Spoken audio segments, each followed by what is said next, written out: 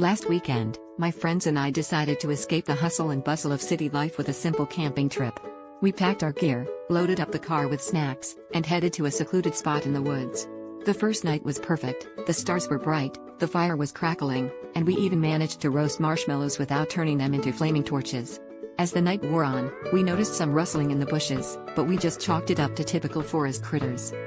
The next evening, after a day of hiking and amateur fishing, we settled down for another night under the stars. As we sat around the campfire, someone suggested playing poker to pass the time. Just when we were getting into the groove of the game, a trio of raccoons emerged from the shadows and sat down at the edge of our campsite. They were curiously watching us, and one of my friends jokingly threw a couple of chips their way. To our collective surprise, the raccoons didn't scamper off. Instead, they made a series of chirps and clicks, which we interpreted as an invitation to join the game.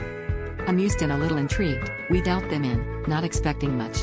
But to our astonishment, these raccoons were card sharks in the fur. They played with an uncanny confidence, executing bluffs and raises like seasoned pros. It was as if they'd been practicing under the light of the moon for years.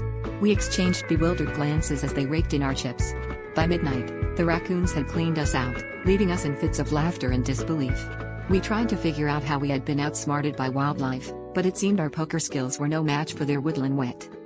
As the game wound down and the raccoons gathered their winnings, one of my friends shook his head and said, "I guess we should have known better than to play cards in their neck of the woods." Just then, one of the raccoons gave a cheeky grin and threw a pair of aces into the pot, as if to say, "Next time, bring snacks, we play better with a full house."